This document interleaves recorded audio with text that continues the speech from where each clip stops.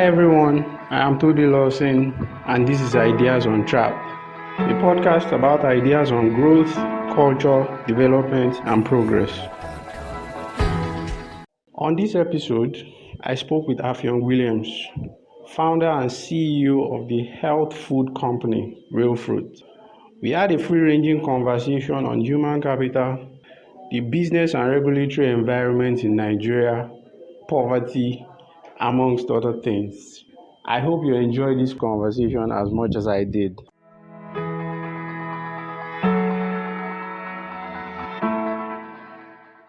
Affiong, it's nice to have you. Thank you. Yeah. So I want to start with human capital, because there was something you said on Twitter a while back, and I think I ran a poll on that idea, that some African countries do have a lot more human capital than Nigeria. So can you try to unpack what you mean by that? Because obviously when you look at the data, it can say it differently sometimes. But as an entrepreneur, you experience human capital daily. So can you unpack a bit of that? Yeah, so this tweet you're referring to really was spawned out of my visit to Zimbabwe, a country that was once known for quite a superior educational system and maybe good leadership under the early days of Robert Mugabe, but also has been known in the last 20 years as a place where the economy has been completely topsy-turvy and they face one crisis of hyperinflation after the other, etc. But in my visit to Harare, what I noticed was, and I'll use this specific example, was that in the lodge we were staying, where we were about 30 people, there were only 3 people managing it. Only 3 people managing in terms of cleaning, the lodge manager, maybe 4 or 5, and the cooks who would come in to make breakfast, etc. But in terms of facilitating the entire lodge, which was like a 10-room lodge with about like 30 guests, I would say, I realized in Nigeria there is absolutely no way 3 people could manage the complexities of giving people, stellar sort of warm service, and not just keep the grounds as pristine as it were. And it got me thinking about this learning that I've uncovered in my years of just operating as an entrepreneur, but also reading a lot about development, that a lot of education is in firms, not in schools. And even though Zimbabwe has had a history of good education, like Nigeria, one could brag, has had in the past, the idea is that the economy was way more diversified and specialized in things like tourism. So you found that people are much more equipped to be more productive than in countries where there's not been any specialization or the economies are less diversified. So that for me was sort of the link, that the diversification of an economy makes human beings more productive, much more than, 1, the educational sector, and 2, that the inverse is true. The less diversified a country is in terms of its learnings, what it can do, what it's good at, the less productive people are. So if you look at Zimbabwe, a hotel manager there could probably manage the equivalent of a mid-sized hotel in Nigeria or a large hotel in Nigeria, whereas the reverse would not be true. A hotel manager in Nigeria is just not equipped to do the same in another country and offer the same type of service. And Zim is known for its stellar, the development of its tourist industry, and actually it receives tourists from across the world. So the industry has had to become more competitive and be able to serve tourists from across the world, whereas Nigeria has not. So you can see the quality of our hotels, etc., just not being up to par. And it's easy to make these comparisons to a country like America, which is a first world nation, all the resources in the world. But if you look at more comparable countries like Kenya or Ghana, when you compare it with sectors like, for instance, I'll use Ghana as an example, fruit processing, because Ghana has learned to build its industry for export and serve diversified companies, you find that a factory manager in Ghana will be better on average than a factory manager in Nigeria. And people may dispute this, but I posit that the more complex and the more diversified your economy is, the more people learn and get to know. You look at the banks in Nigeria, and I use India as an example. a bank manager in India, a middle manager can do mergers and acquisitions. That's because the economy allows for it. The economy is diversified enough where companies are buying each other up, and that skill and that learning is necessary for the competitiveness and growth of that bank. In Nigeria, people who've been in banking for 10 years still push paper, and I know that as an entrepreneur who has bank relationship managers working for me, and they haven't even learned how to do that seamlessly. Every time we want to do some complex, different deal, there's reporting to head office, there's all these issues that even a middle manager, someone with 10 years experience in the bank, cannot solve at that level. And that speaks to the diversification and complexity of the economy. We're simply not doing mergers and acquisitions at a rate in Nigeria that forces that learning on everybody. So those people are less productive than if you compare them with an Indian banker, or not to talk about an American banker, or like even a South African banker where you have such a diversified and sophisticated economy. So for me, human capital is very much driven by the firms in the country and the makeup of firms in the country. And we find that in Nigeria, it stagnates because our companies, we're not getting new industries really coming in, to improve and increase that learning. And I mean, Nigerians love to talk up how smart and how we do well abroad and how, given the right tools, etc. And that's true. But that's also as a factor of what those countries offer. It's not really inherent to being Nigerian or being here, because you find that logic almost collapses when you're place premium. Exactly. Exactly. So it's where you are that unearths that potential versus inherently being you. And you see that with human capital deficiencies in Nigeria.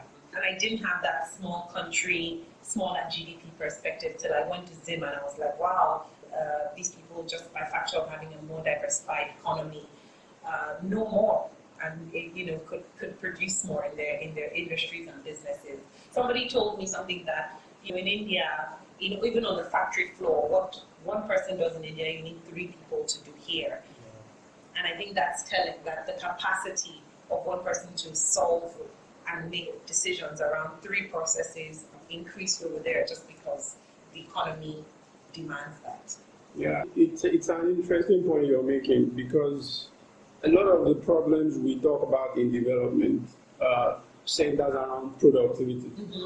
And firms have to be productive for us to be able to call an economy developing, mm-hmm. so to speak.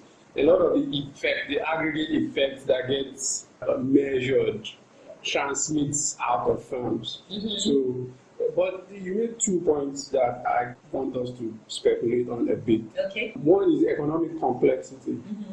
And from, I think, Ricardo Hausman and co., they actually say that economic complexity is a better predictor of development. Yeah.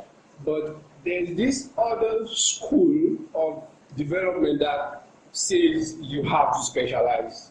Oh, you have competitive advantage. Yeah, you have to find your comparative advantage. You have to do agriculture or it's manufacturing or whatever. But you are saying from experience that complexity actually works. Mm-hmm. So how do we get policymakers to absorb that message?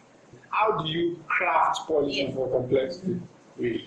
That is a great question, and I mean, I feel like I should preface by saying I'm by no means an economist. I just enjoy talking about and thinking about this I could do for free. I geek out on development, especially and firm productivity and things like that. But the schools of thought are, from what I've read and understand, I think the way I see it, and please, for the audience, this is a very layman way of thinking that, when you look at something like economic complexity and doing different things, and countries that are successful do things they're not previously good at, it's somewhat walking backwards. It's somewhat looking at developed economies and saying, well, they're very diverse in the output, but they also started somewhere and built up. So I do think there is comparative advantage is almost like a first level sort of step for policymakers to begin to say, well, where should we deploy resources and deploy thinking and deploy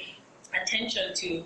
It's easier to sort of start with what you have, and maybe the comparison to and countries that have really been good at starting with what they have, that they've been able to create what they didn't have, is the wrong comparison in terms of policy. Because if you look at America or Asia or all these countries that have been that are highly specialized and highly diverse, they all started somewhere. And comparing that to a country like Nigeria, where we haven't yet really kicked off industrialization in anywhere, maybe too big a jump to say start crafting policy for diversity. And I mean, I will say that the negatives of focusing on comparative advantage is what you see in Nigeria. Ban, protect a small pie. We talk about, agriculture is our thing, so let's ban imports because that's what we have comparative advantage in production in. So it is a dangerous hill to die on, as it were, if you are not able to really multiply your comparative advantage. Because what you end up doing is saying, well, this is a small pie, let's protect it, and all the policies are somewhat skewed to actually widening the pie. So my thinking is that there is still room for countries like Nigeria to focus on their comparative advantage. So if I'm looking at an example is petroleum or oil and gas, there's still billions of dollars in unlocked investment in oil and gas that is trapped by bad policy. So it's saying, well, we produce oil and gas, but we can still derive a lot more value from that. Well, for as long as, shale and all these renewables don't sort of stand in the way, although I think that despite that, there's still room for investment. Or in agriculture, if you're saying you're the largest grower of cassava in the world, there's still room to be hyper-productive at growing cassava, which will create jobs. We're not even talking about processing, just producing cassava that can be used for different resources, producing enough high-quality cassava to export, all sorts of things. So there is room for policy attention to go to actually developing your comparative advantage. And I think that then spurs you to start getting into more complex policy around, say, wanting to be like the financial services capital of Africa, which is what you don't have. You don't have the skills to do that yet, but you can sort of engineer that through policy. That's probably a harder reach for government and people.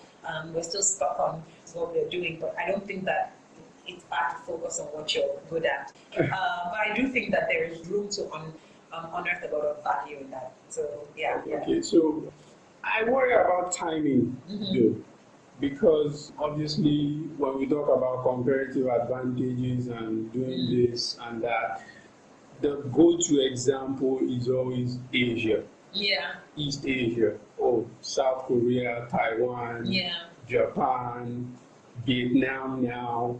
But what I mean about timing, which to me is a bit of an argument in favor of freer markets. I don't want to say free market. That attracts a lot of angry letters. So, which I think favors freer markets is that the rules of global trade has changed a lot. I mean, Asia industrialized at the time when there were a lot of permissiveness in trade, and trade regimes around the world today has changed.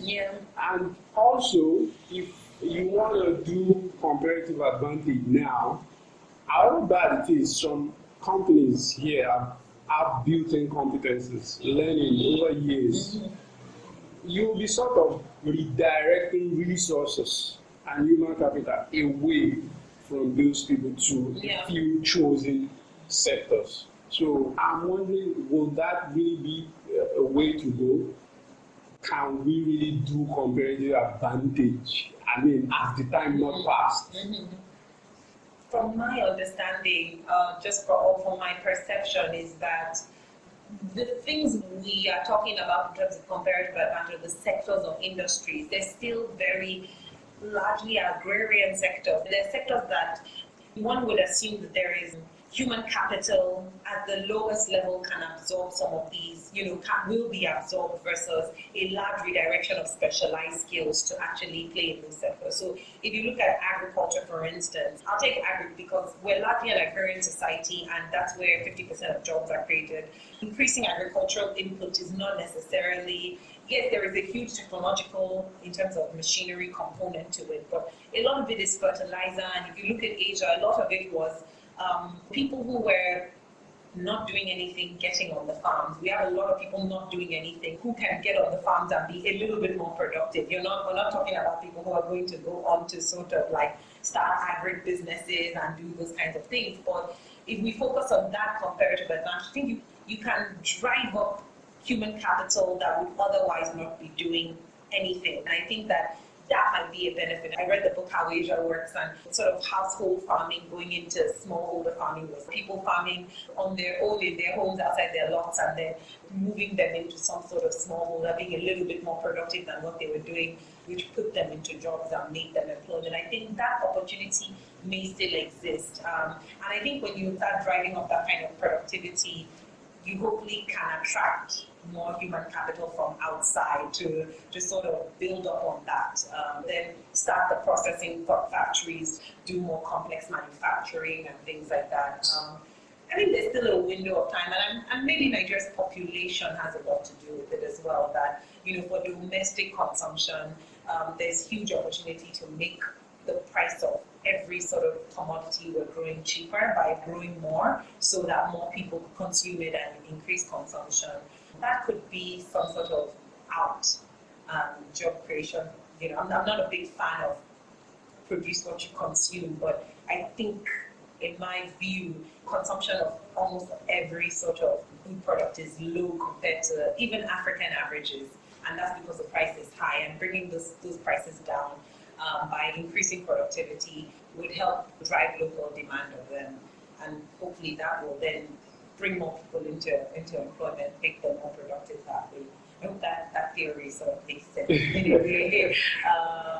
I mean, I'm making a case for increased, focusing on comparative advantage and the impact of that on really using a level of docile is not the right word, but stagnated human capital, which are people who are not employed, can't do much, but if you've got them farming more, they're generally becoming more productive.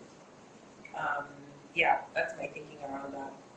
All right, let's talk about perception a bit, because you mentioned earlier that, I don't know, maybe because of our size, we think, Nigeria is awesome. Yeah. We have this huge stock of human capital, and any day now we're going to zoom ahead. Unleash it and take our rightful place on the African continent. What's the biggest perception difference you've observed in the business landscape in Nigeria? What do you think Nigerian business owners, entrepreneurs, or professionals are mostly wrong about that they think they are right about? That's a very, very good question. I think it's human nature for everybody to overrate our capacity. That is what we do. We're not logical about what we can realistically achieve. Studies, everything proves this. But in Nigeria, what I think a lot of entrepreneurs are wrong about is that idea that there's something innate in the capacity of Nigerians to sort of make a plan or make things happen. I think we're very wrong about a lot of times why firms or businesses fail in Nigeria, and a lot of it is around lack of structure. I mean, yes, there are market issues and there are a lot of issues, but I'm going to focus on the need for sort of building systems and processes vis-a-vis firm failure. And I think that a lot of entrepreneurs think that kind of disorder or not building that order within companies is not necessary to their success, because Nigeria is a very disorderly place and things don't happen. But I think a lot of firms stagnate and die when there are no systems being built in businesses where basically capacity, decision making, etc., is filtered down, and processes are filtered down from the top to the bottom. So you find in a lot of businesses, the CEO knows a lot and owns a lot, but there is not an emphasis on management and middle management being equally skilled or upskilled, being able to make decisions, being able to do stuff. And so there's literally only very few resources being aimed at growing a business, which is the CEO, usually his or her networks and things like that, versus upskilling the management team to be growth-led. So there is this idea that the systems and processes don't match, but I think they contribute, and I don't have empirical evidence to prove it, but I think they contribute more to the failure of businesses than we give credit to, where, yes, market realities are real, but would say, slower way to grow a business. If you start looking at the right time, obviously, there's different stages of growth in a business. You don't need a full management team in day one. But when you need that and that system is not put in play, I think you're already regressing as a business and you just don't know it. And then things start to unravel, but you point fingers at the market or the economy, or, you point fingers at competition or imports, etc. Whereas there wasn't that sort of universal firm learning that comes from everybody, more people sort of being involved in the growth and capacity of the business. And you see the businesses at all sizes where there's a disproportionate amount of the responsibility of the business to grow on one person versus the entire firm. And that's also lack of systems and processes that make it everybody's job at a particular level to see the business grow from their departmental perspective. That's missing, and I think it leads to a regression of businesses. But entrepreneurs because it's not a cost per se that comes out of the business, and in fact the cost is hiring these people to do it. You don't see it's not measured as a real the lack thereof of a strong team and processes in the business is not measured as importantly as it should in a business. But that's something I think we're all still very wrong about. Yeah. I like where you went with that. So let's talk about management. Yeah. There was this study I read. I'll try and pull up links for context by I think John Van Reenen and Nicholas Bloom. The argument is that management also determines the wealth of nations. That is how firms are managed. It's an underrated factor. In fact, there was another study where they found that management is a better predictor of a firm's success than every other factor, even technology. Wow. So, but obviously here, management is something we don't really talk about as such. It's endogenous. So what's your experience been like with other business? How do we improve management? And how do we increase our awareness in that area? That's a very, very interesting, I think, firstly, study to bring up, because I tend to agree with that. I mean, yes, people will say, well, if you're in a great industry and have terrible management, you'll still be successful. And I think that might be true, but it's true for very few. It's true when you are maybe the only player. There's two of you, and there's not much competition for market. But when there's a lot more competition for market, like we're seeing in a more globalized world, the quality of the people who are in firms matter and accelerate or decelerate the growth of the company. I'll use myself as a case study. I think that I have a really strong management team. I have managerial heads in all facets of the business, all departments of the business.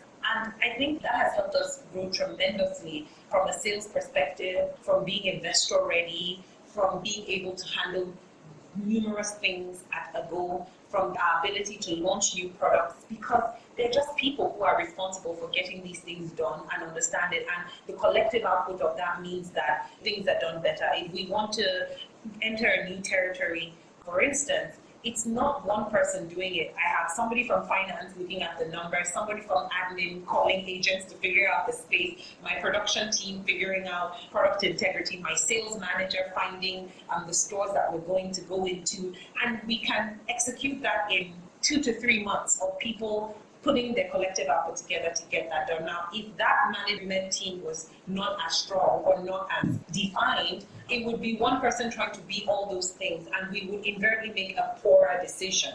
And when you make a poor decision, you either fail at that or you're operating suboptimally, which then impacts, for me, the revenue, which then impacts the signal of whether the business has legs or not. So you might find that there is market, but because there is less execution capacity in your firm, you can't actually achieve that market. But what does it look like? It looks like your firm is a non-growing firm and not doing well, primarily because you alone can't do everything and the people around the table are not equipped to actually access the market available. And then as you learn within the firm to do these things, you can replicate them much easier. So I kind of find that, tied to my previous point, that decentralization of output and expectation of output and productivity obviously helps the firm grow faster, make better decisions, and those businesses are more likely to demonstrate investment readiness, demonstrate that they can scale, demonstrate better unit economics, etc. Because it's just a talent or pool of people who are equipped in each of their departments to make and optimize the decision making, make the best decisions, etc. That's interesting. You talk about processes, but I kind of want to push on the personnel aspect of it. Obviously, you have a great management team, but what do you have to get right to build a great management team? Because, well, when you talk to people, what they say is that, managerial talent is actually scarce, and that it's our culture to be sloppy management-wise, and we're going to talk about culture in a bit, but what do you have to get right to build a great management team?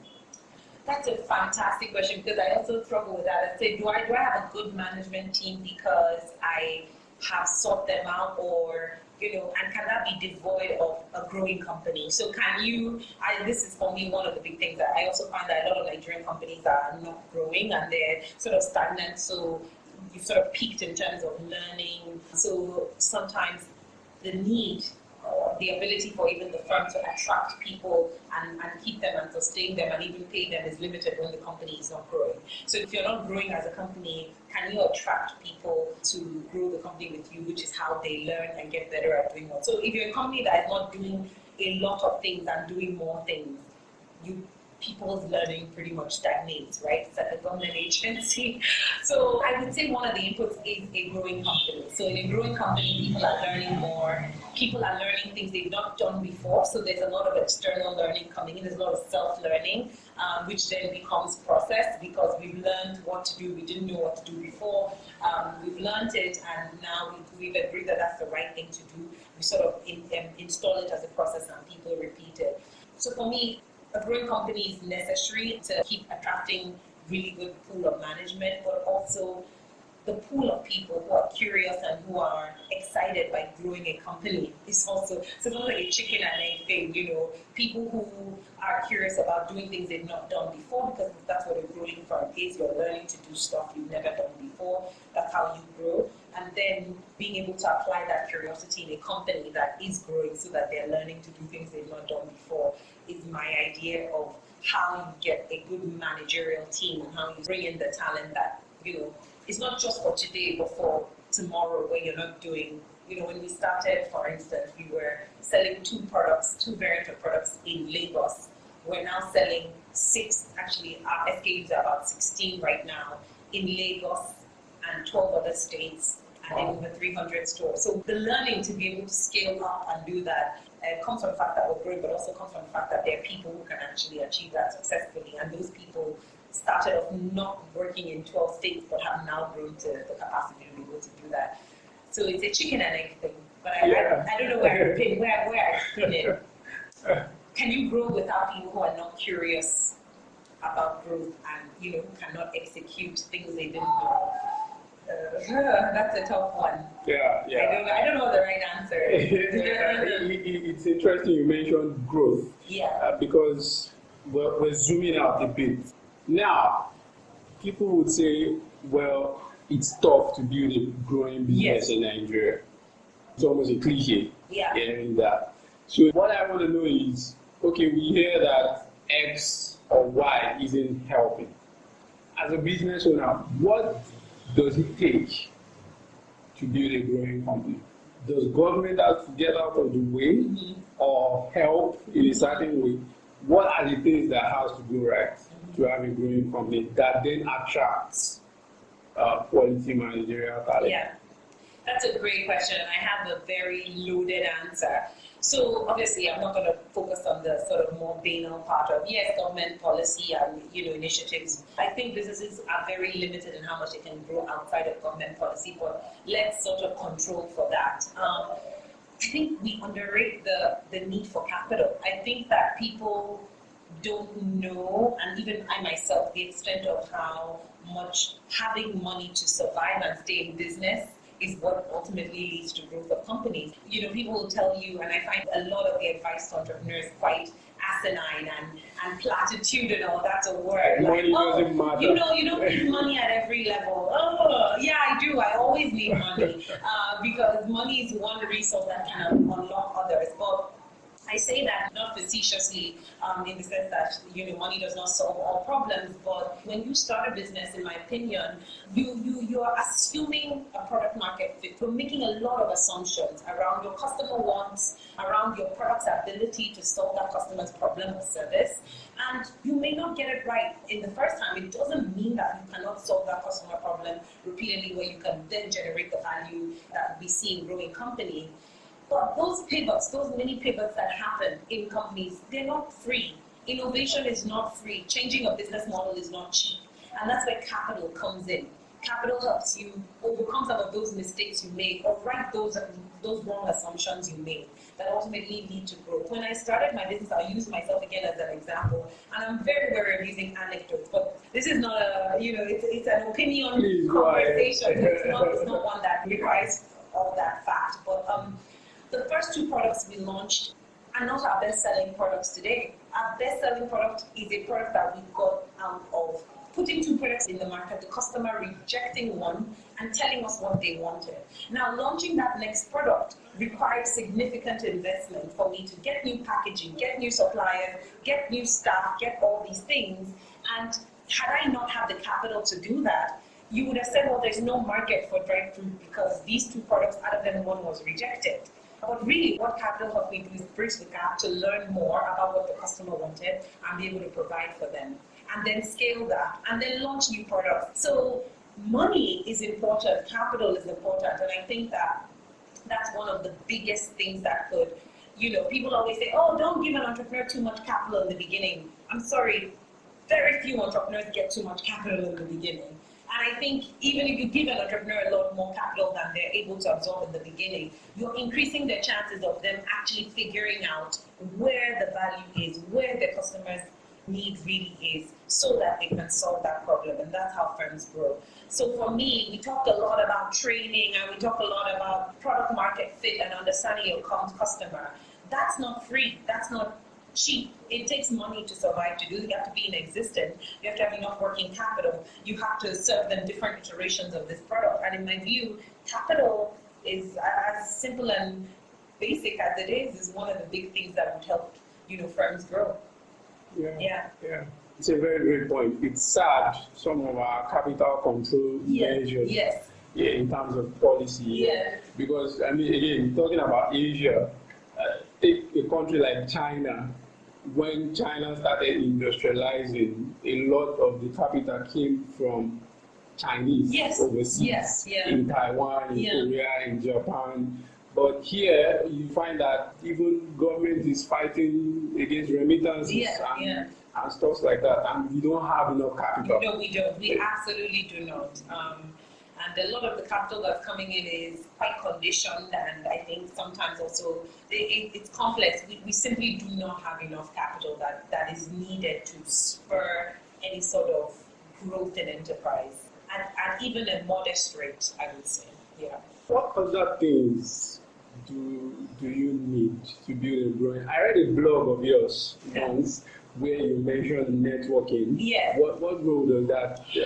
I think it plays a huge role, especially in a country like Nigeria, where access to opportunity is not democratized anywhere, but it's certainly more unequal here than in other parts of the world. So in a country where a lot of the resources and opportunities are in the hands of a few, to sort of gain access to that, where you're not from that class or cadre, I think networking is absolutely vital. And I think the power of networking is proven globally. It's not just about Nigeria. Take any example. You can't just walk into anywhere and say you have a product, service, or whatever, and you want to sell it, where you don't need some network, some sort of reputational stamp of approval or something like that to get you through those doors. So networking simply is trying to do that. I would say leapfrog some of the challenges you face in running a business where the decisions rest in the hands of a few people. So for me, expanding your network and going outside of your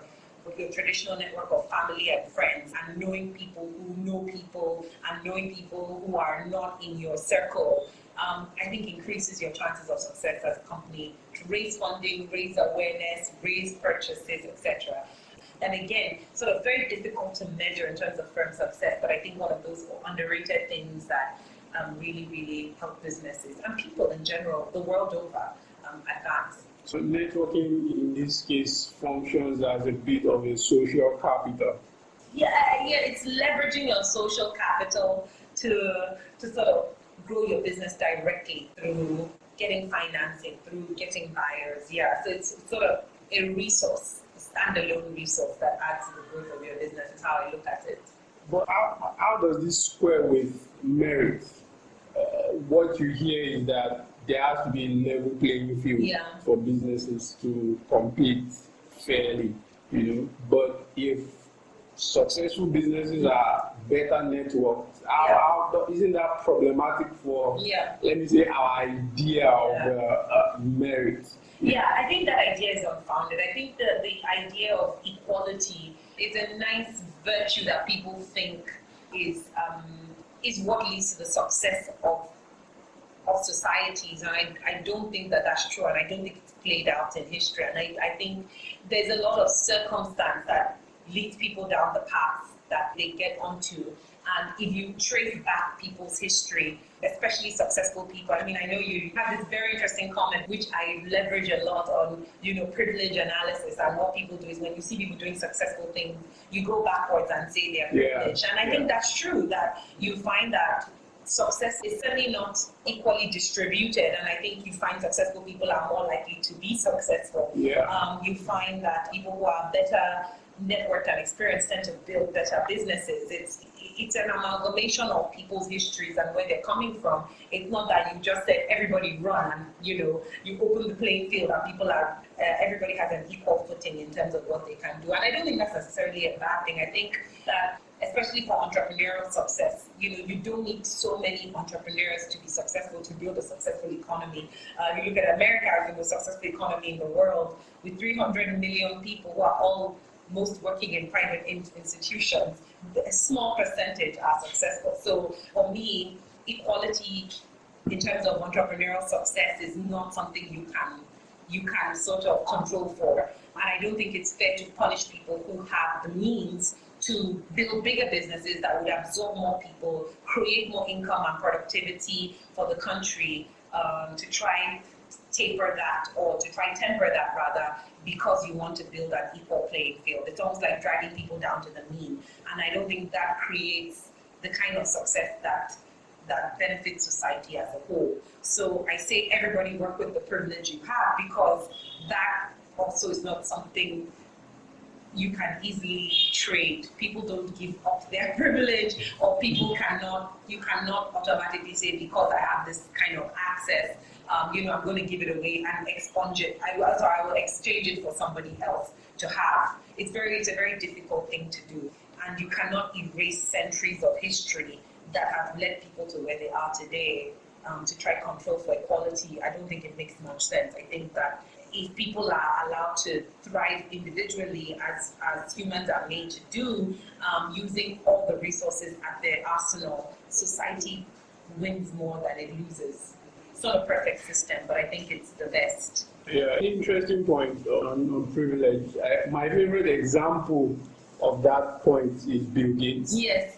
You hear today how his middle school was selected in his district for a pilot computer program, and how that is some kind of privilege. And what you don't hear is he was not the only kid in that school. Exactly. Every other kid had access to that. And people just sort of discount the hours he had to work, or the nights of misery, of uncertainty, and hard work that people put into this. Another thing I discovered, and I would like to know your insight on that, is on this privilege issue. People think that group traits transmits individually. Like, if you're born into a certain income class, X percent of the income distribution, it means you enjoy privileges that come with that, regardless of Yeah. whatever you do. And often I find that that's not true. There are lots of rich, dumb kids who are failures, absolute failures, who I wouldn't want to be in a second, regardless of their privilege. So in our social discourse, we are importing a lot of that, and maybe my experience is limited to social media. So I want us to lean into that here. So I think there is certainly I would say at this point almost an attack of individual virtue and individualism in a way where it seems, like you say, people discount the individual components that make people successful, and they want to tag it as a privilege of wealth or a privilege of going to Ivy League schools or one privilege or another, which is a very simplistic way to look at it. And you find that everybody's route to success has a mixture of lottery of birth, economy you're born in, the time in which government policy favored you or your parents or not. There is a huge, very complex mix of things that make people, that lead and support people's success. But there's also that, like you mentioned, thousands of other people who grew up in those similar conditions, and the individual trait of striving or building or doing something is one that is discounted. And I think that there's a general attack on individualism, free thought and individual thought, almost making people feel that even in societies where there's a lot of success, people want to demerit their own individual input to their success and sort of collectivize it as a way of diminishing that, because you don't see in those societies where everybody else had access, they're also failures. So it's not just that the society was the reason you did well, it's that there's something about you as the individual who has been able to build whatever success that you have. So this social discourse around collectivism and collectivizing, people's successes and things like that, it's a worrying kind of phenomenon happening, because I think it's almost going against who people are as individuals. I think it's going against the way human beings are made and are built. And I think it's worrisome to start punishing and tagging people who are individually successful as being sort of greedy barons, as it were, for being successful, or feeling bad for being successful, feeling bad for building a lot of wealth, because somehow they're meant to collectivize their wealth, or that somehow they also stepped on other people to be able to get wealthy. So there's sort of very dangerous and insidious ideas around individual productivity and individuals building that I think are being disproportionately are being spread in a way where they're being accepted much more than I think they should be, and not being critiqued, I certainly don't subscribe to anybody, I certainly don't subscribe to privilege identification of any kind. I think it's actually a very, it's an insidious thing to do, to point at people and say, declare your privilege. It's tagging people in a negative way that I don't subscribe to, and I think does not do anything for anyone really. I say, as individuals, we'll always look for all the resources at our disposal to get to whatever level of self-actualization we're trying to get to, and that should not be diminished in any way. I don't care if you're a billionaire or you're like, you have $100 in your pocket. That is human, that's what we do, and it shouldn't be discouraged. So now, how much do you think categorical disadvantages like gender or social class matter if we are talking about individuals, like you said? But what you find is that individuals still fits, however defined, however poorly defined sometimes, into certain categories. So, and of course, you're a woman in business. You hear things like X is difficult for a woman in business, whereas for a man, they don't face the same barriers or challenges, or maybe things around sexual solicitation and so how much do you think that matters in terms of striving and success? So like you said, equality in general doesn't exist, and I think that that's the general premise, that even if you if you control for gender and look at men, there's huge inequalities in men.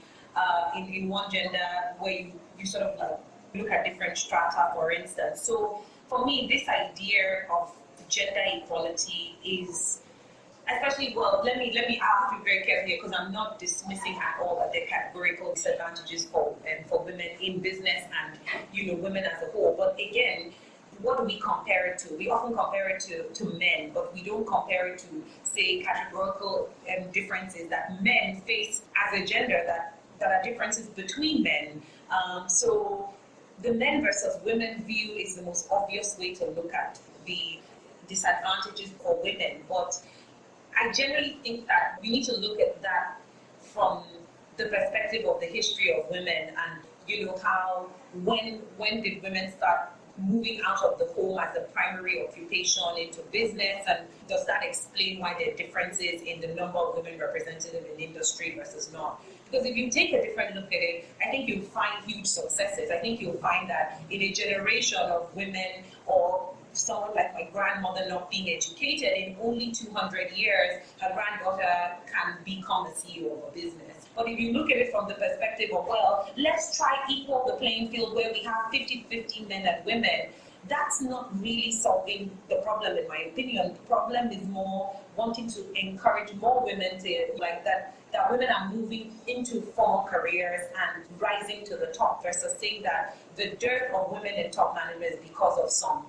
patriarchy or some system that's blocking women. Is that just from the get-go, men got into those roles more, and more women are getting into those roles. So it depends on how you look at it. You might see that what we're actually seeing is an advancement of women versus women being, the word today that they're still being disadvantaged. And that's true, but it's not, I think trying to uncover the root cause, which is very complex and not based on one thing, and certainly not based on the fact that, okay, men are advancing at the expense of women, is 100% true. And that is the simplistic discourse that you're hearing, that, okay, men are patriarchal, so they're the ones, it's an all-boys club, etc. Well, then how do you explain for women being more university graduates than men? In developed economies, women are getting more degrees, women are advancing, more women in management. So it's a way to look at it, I think, to solve the problem matters. And I don't know that, I think it's more sensationalist to look at it one way versus another. Now, bringing it back to myself as a woman in business, I can't categorically say, and I'm not going to speak for every woman because that's silly to do, and my experience is very unique, but I can't categorically say that my gender has hindered my progress as an entrepreneur. So I've never gotten a, no, you are a woman, so therefore you cannot progress. I don't know that there are many women starting businesses who have heard that. Now, are there other challenges women face? Maybe the impact of motherhood, the impact of, social conditioning to make women maybe not social conditioning is even a stretch for me to actually apply to this scenario. But whatever experiences women face as a collective, or their collective experiences growing up, which is actually very individualistic. It's not all collective. Those things matter, but they matter for men too. Men's success is not equal. It's, two men that grew up in the same household don't automatically become successful because they grew up in the same household. Two women who grew up being, two women who grew up in the same household don't automatically just ascend to the same levels because they grew up in the same household. So there's something that we're trying to, I think, aggregate, which should be disaggregated to actually find ways to advance women. Now, again, back to me, no one has ever said you're a woman, so you must, you will not succeed because you're a woman and I don't do business with women. That's never happened to me. I don't know how many women that's happened to. And when I look at the impact of challenges that affected me as a woman, say sexual misconduct, yes, I've had people say inappropriate things to me as a woman, and I take that as a challenge. That is it different from, another challenge that a man faces where that is a hindrance to his success in business. So we have to weigh those up. There are those challenges that affect women, but do they disproportionately affect them to the challenges affecting male success? I don't know that that's the case. I can't say that. What about implicit bias? like maybe there might not be explicit stuff, like nobody's going to tell you because you're a woman. Yeah. But some think that there are implicit biases against women that, like because you're a woman, I can implicitly conclude that I'm not going to offer you that promotion because I imagine that 5 years from now you're going to get married and have a child. And what about implicit bias? Do you think that plays a huge role, and can it really be corrected? Is it a problem we can solve, really? So I think if you look at, I've read some studies around this, and I'm not going to say that my reading is up to date on it, but if you look at even studies around senior management and why women are dropping out of management, a lot of it has to do with motherhood and, becoming mothers, suspending their career advancement. But a lot of it is, if a woman who has an MBA and is a mother, was working a hard career, becomes a mother and decides to quit and become a mother full time, it's a choice.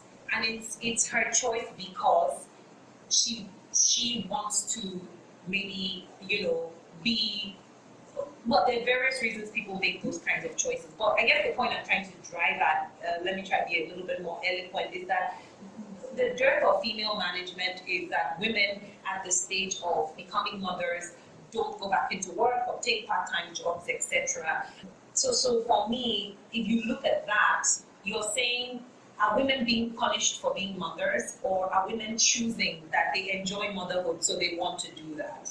And is that something where firstly, that the narrative is that no, women cannot go back to work because they're mothers, because that's not true, or that what should be an ideal, solution to allow women who have children and are not burdened by childcare to make that choice, and the women who choose to actually stay home and not want to go back to work are doing so because it is their own desirous outcome. And for me, that's something to unpack, and I think we're seeing more flexibility around women being able to reintegrate in the workplace versus their careers ending because of having children. I'm not, again, I can't say how much that bias of, let me not give a woman a chance today because in 5 years she'll be a mother is, maybe it's a bias that maybe is probably more widely held in a different age or category of person. It's hard to test. Does it exist? Probably. Does it exist to the extent that people think it does? I'm not sure. I think you're finding a lot of self-selection out of, I think that's more the norm. Women are self-selecting out of going up because of motherhood and the demands of motherhood. And if that is to change, we should unpack that as the issue, not necessarily say that, it's because men are stopping women from going up in their careers, if that makes sense.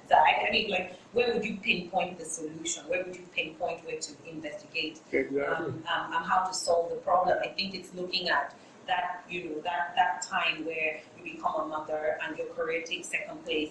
And again, we assume that there is no payoff for people who are deciding to choose that path.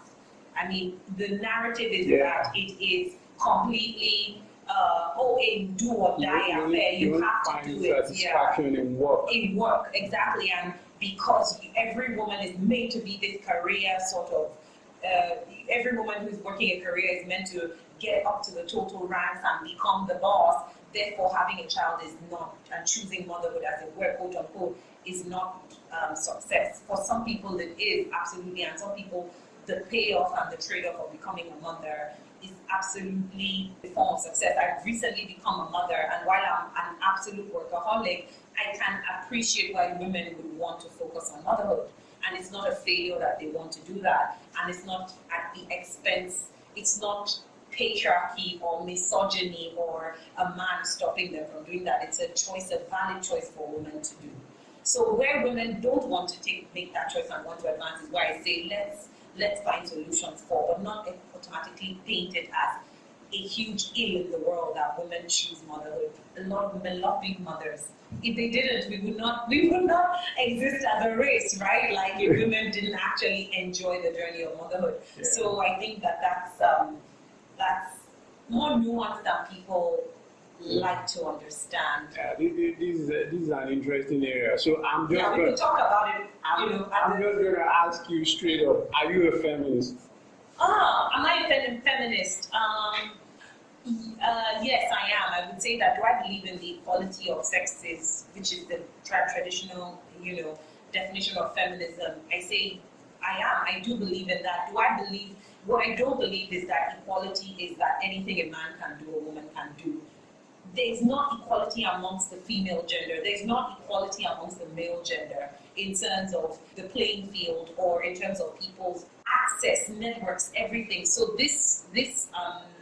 the view of feminism that anything a man can do, a woman, that defines equality as like, oh, I must pick myself up against what a man does, has, says, etc. is equality. Is not a fake to me. It's not real, and I categorically stand by that. Now, where I think what I believe should be equal is access. So whatever a woman wants to do, her gender should not prevent her from doing it as a man. But I don't believe that the male standard is what sort of quote unquote success looks like. So if women are not equal, if they're not exactly on the level as men.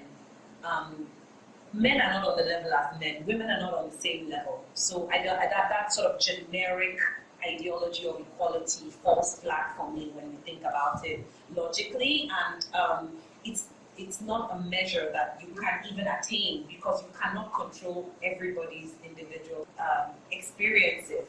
What you can try and democratize is access. So to education, I don't believe no woman should not have access to education, and neither should any man. Access to working, access to things, access to people making their lives better. I believe that from equality of access is what I would say I understand feminism to be, and I will consider myself a feminist. Now, New Age feminism, no, if that is what the decision is, I would 100% say no, I am not. I don't even call it feminism. I think it's more.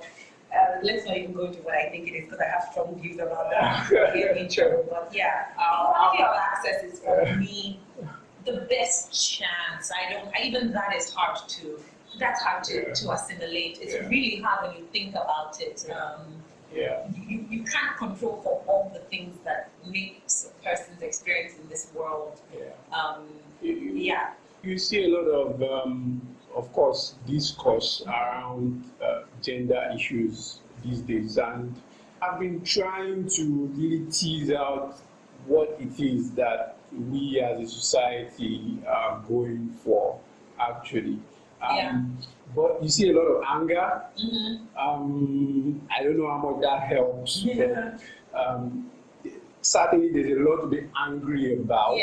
But I don't know how much anger helps in that area. But one idea I want to put forward, and I'd like to hear your views here, is gender issues and economic development generally. Like when I see people protesting or campaigning to end rape, for example. Of course, rape is a huge problem that no society should tolerate. But I also wonder, on the other side, about state capacity. How does a police force that cannot stop petty crime investigate rape? How can a police force that cannot prevent murders properly investigate and prosecute rape?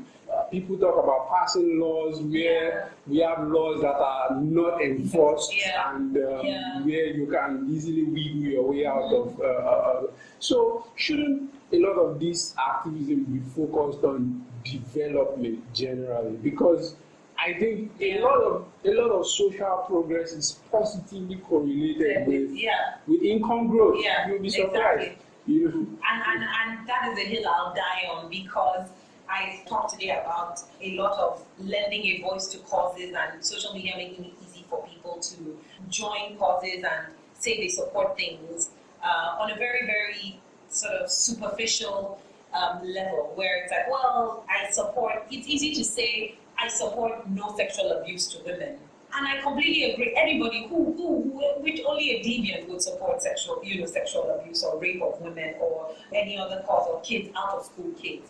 But the reality is that a lot of these things are byproducts of poor societies. You find these ills are more common in societies that are not economically advanced, that are getting poorer.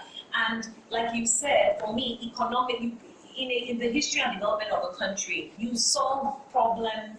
I mean, the way you solve problems is not, let me take this back to the size of government. The size of government for Nigeria relative to its GDP and the complexity of its economy is completely inflated.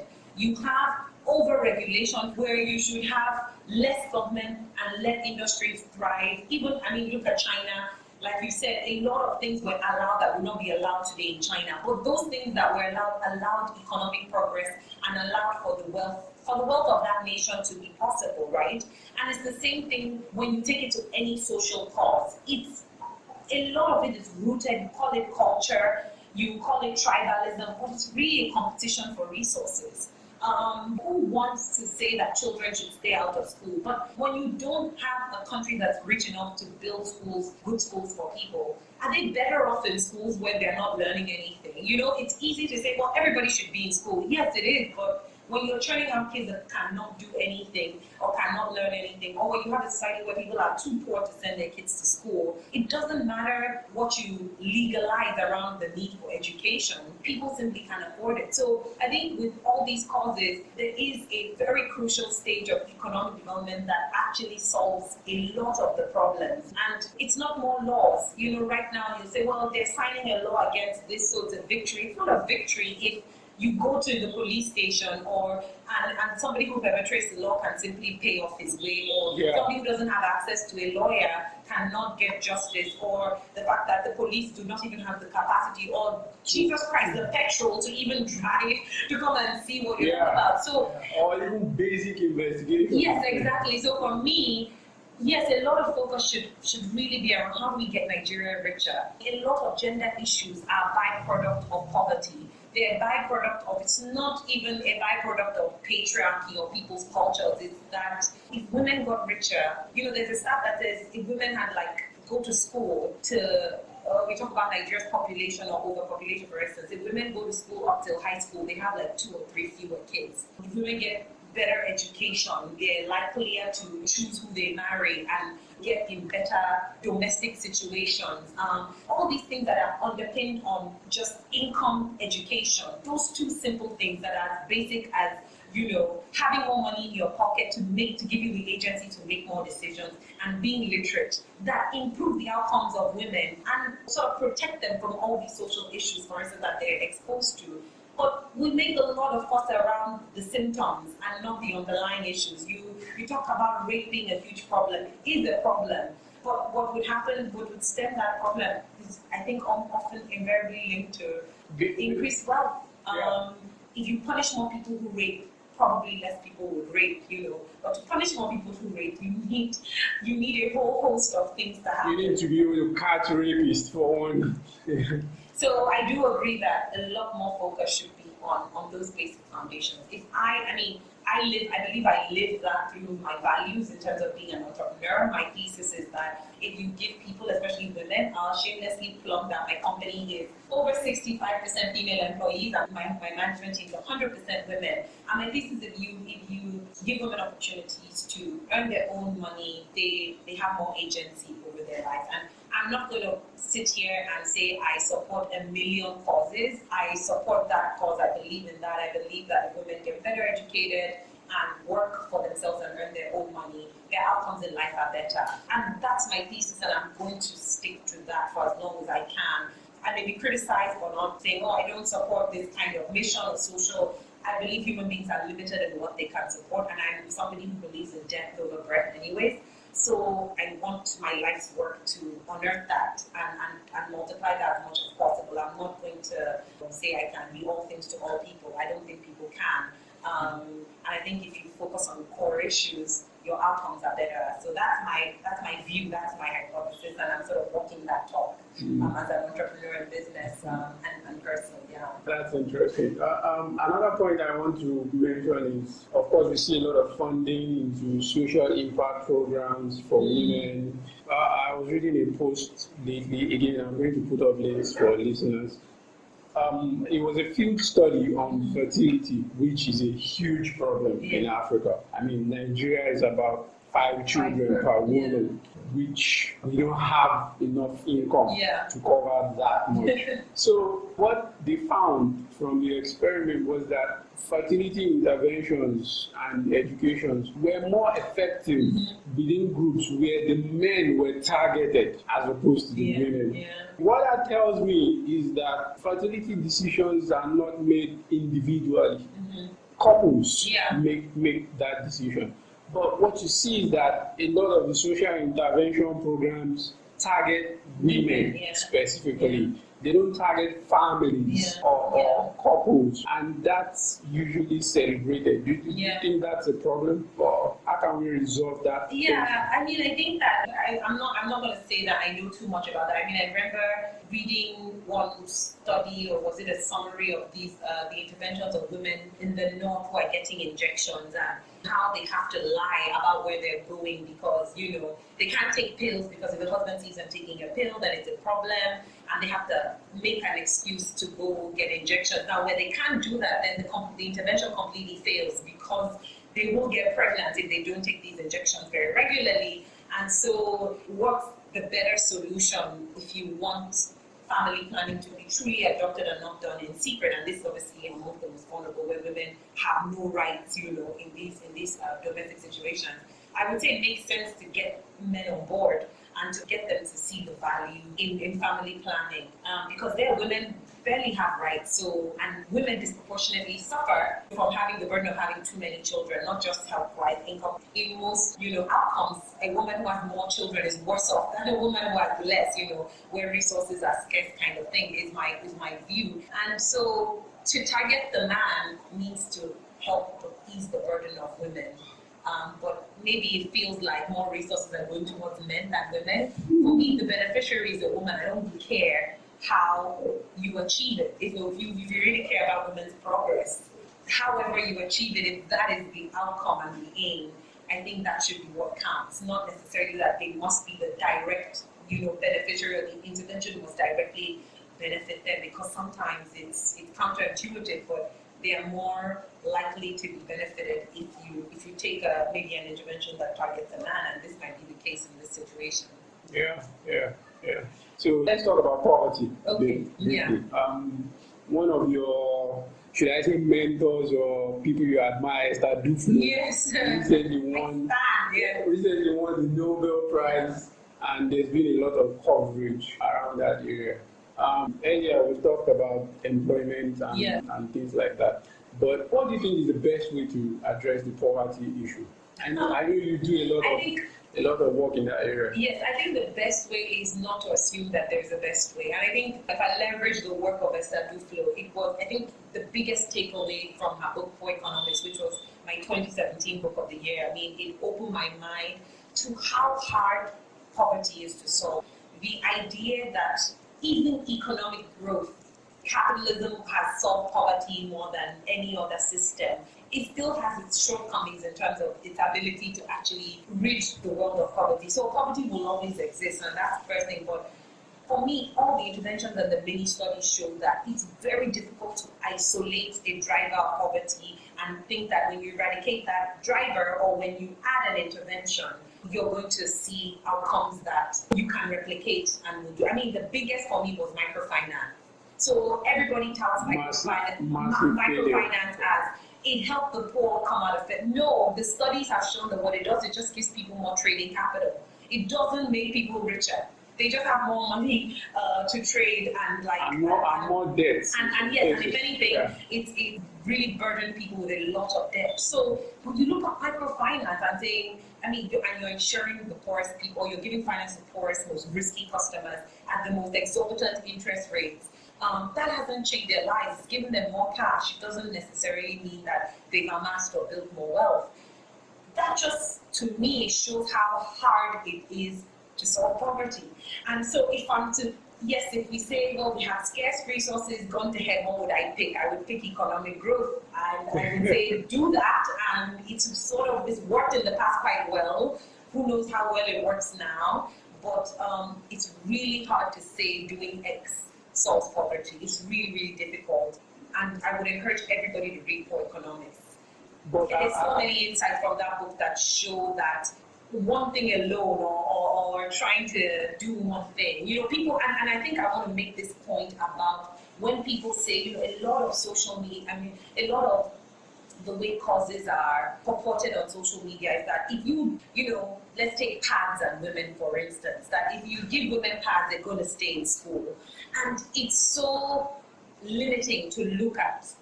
If you look at studies around pad use in schools, you find that there are cheaper interventions like tapeworm medicine that give people better outcomes in their exams than the cost of pads. So if you're looking from a resource point of view, what are you going to do? Give women pads or give people tapeworm medicine? There's impacts for both.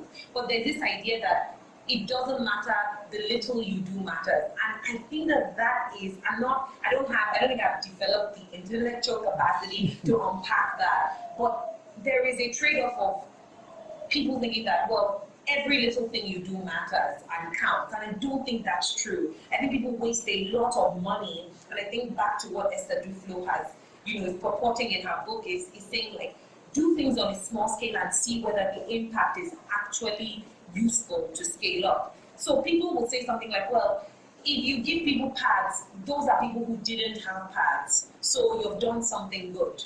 And yes, that might be true on the surface, but then if you unpack the actual benefit of that, is it better to say, well, and you can spend 10 years giving people pads and say, well, yeah, we've given people pads, so that's success, till you compare it against where you could have done something cheaper that impacts more people and has more long-term success than giving people pads.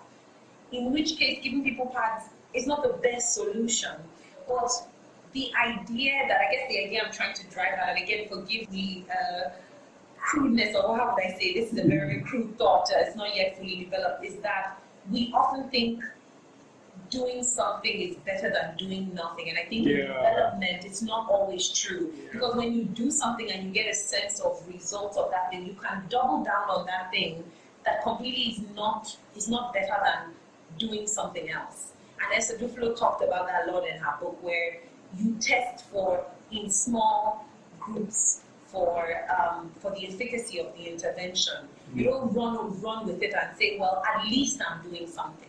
I think that gives people a sense of accomplishment, but what are you accomplishing in the grand scheme of things is important to test for and admit whether or not that thing is actually moving the needle or changing the dial. But it seems like if you critique something that somebody's doing, then you're anti-progress. Whereas my view is, are we sure what we're doing is actually going to add value or is actually going to move the needle in terms of development indices? And I think that's turning back to the point that solving poverty is hard and there's no one way. And so it's a real challenge and there's so many constraints. And so that's a difficult topic to address. I mean, I think, people cannot be definitive about what it takes to solve poverty. I don't know, should we just resolve to adopting Deng Xiaoping's maxim and let some get rich first? I'd say yes. simply yes. Because here's why I'm saying that. Because you mentioned Duflo. There's an army of followers and that have sort of taken the idea that she and her husband pioneered and just ran with it. Yeah. And now what you find is development agencies only want to fund randomized control trials in fields and but are we underrating jobs? Okay, say for example you have funds to dispense for development.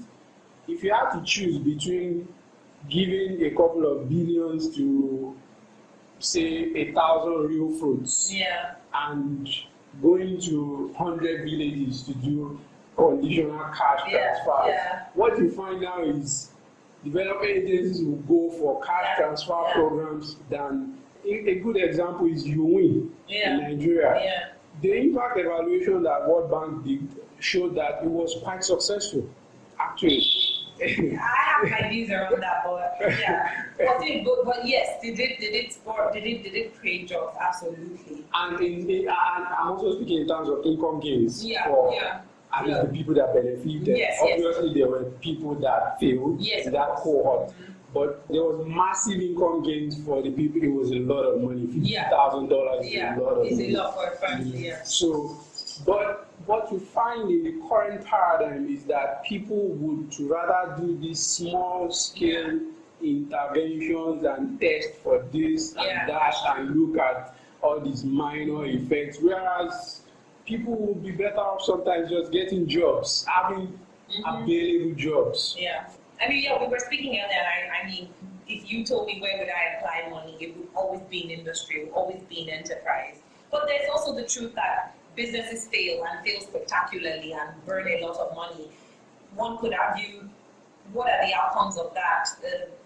In that process of failing, firms, people are learning, you're upskilling the human capital of the country, which benefits the country as a whole. So you can talk about those benefits. And if you're talking about, well, let's compare that against giving people conditional cash transfers. That money feeds them, that money increases their life, maybe access to drugs. So there are all these trade-offs that I find making those comparisons difficult to do. But my bias is for jobs. My bias is for enterprise. My bias is for market-driven, market-led solutions to solve poverty than interventions. I think interventions that come before markets don't work as well, and they are often always they can't be sustained. I would put my money where, even though there's a chance of failure of the firm, I think outcomes are much better, much more desirable, at least for the development of the country. Let's talk about culture. Okay. How you hear a lot of things like X is not our culture. If you talk about corruption, people say corruption is our culture. Yeah. If you talk about hard work, people say, we don't have a culture of working hard. Yeah. How can you change culture? This is a very, very tricky question. And I think I'll first go back to, the definition of culture is vague and beyond the scope of our discussion today. But for me, simply, I'll just create a definition of culture for purpose of answering this question as what people do that rewards them, that advances them individually in the society they're in at the time.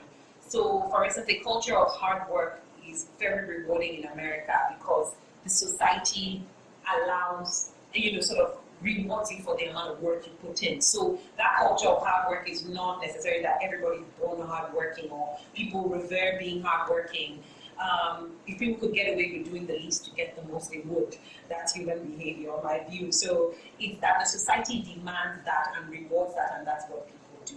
So I think culture here in Nigeria is what is the society rewarding, and what do people gain and benefit the most is what actions they will continue to perpetuate. As dysfunctional as any society is, the order that allows people to advance the most is what they're going to do. And I think that's what culture, at least even the culture of a country is. It's not necessarily like, history passed down from generations. I think that's a very simplistic view of culture. It's actually what people perpetuate that is kind of for their survival, if you will. So how do you change culture? Well, I think you change the demands, right? You change what society rewards. You change what the expectation is. You marry individual success and individual advancement to different outcomes, and you change culture. So if people cannot get anything done without being corrupt, they're going to perpetuate that. If, for instance, I can get my driver's license without having to phone anybody, all of a sudden you start finding that the culture changes. Yeah. So if you change process and order, and you change the way people can succeed in a society without having to deviate from the rules, or because more structures are put in place that allow things to happen in a more transparent manner, all of a sudden you say, oh, well, Nigerians are more honest people.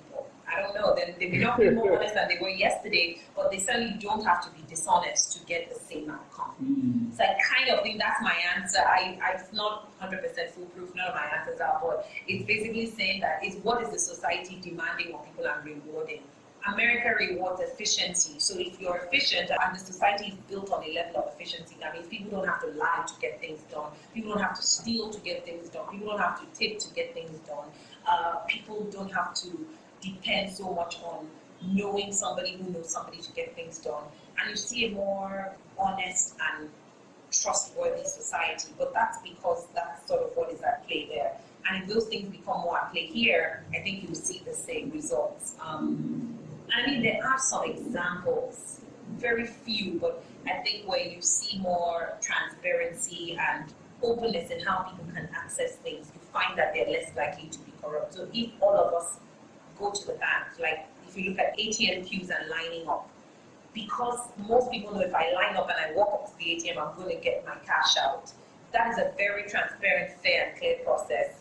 Most people do it, and it's like, well, I'll wait my turn till I get to the ATM machine and I drop my money. I don't have to know anybody. I don't have to, do something special. But just having that process makes Nigerians look more orderly than they are. Because in another scenario, we would have to fight and toggle to do something like that. But because that is a very straightforward, transparent process, people behave differently. The incentives are different and the behavior is different to achieve the individual goals. So I think that's my one simplistic view of how you change culture. I mean, and I think that, and I sort of think my view is supported by history a little bit, because if you look at Nigeria today in terms of corruption, nepotism, this is things that have happened in America in the 1600s, 1700s, 1800s.